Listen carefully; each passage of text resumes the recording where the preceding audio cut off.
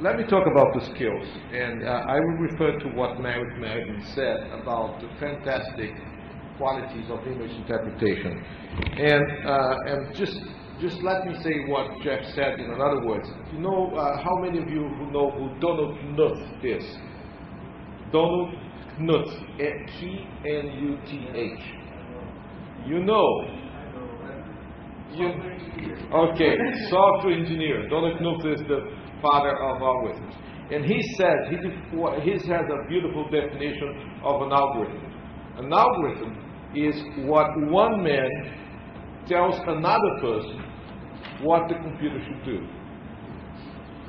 And of course, one man is you trying to use the algorithm, and the other person is the guy who programmed the underlying. You don't talk to the computer. So what is actually GeoBio doing? GeoBio is trying to elicit, in the computer form, the knowledge that has been built into ages and decades and centuries of image interpretation.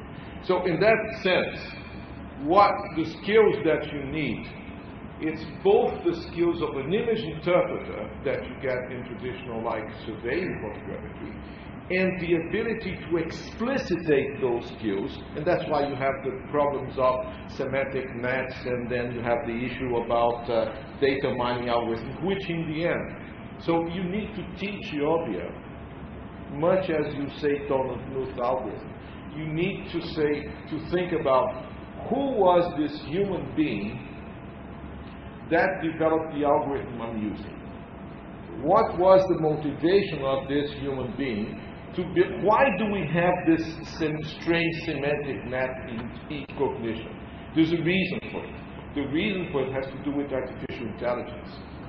So in teaching Geobia, you need to go to the principles of, in the end, we're trying to translate image interpretation into the computer, into not the computer, into something one man do, and hopefully the computer would interpret.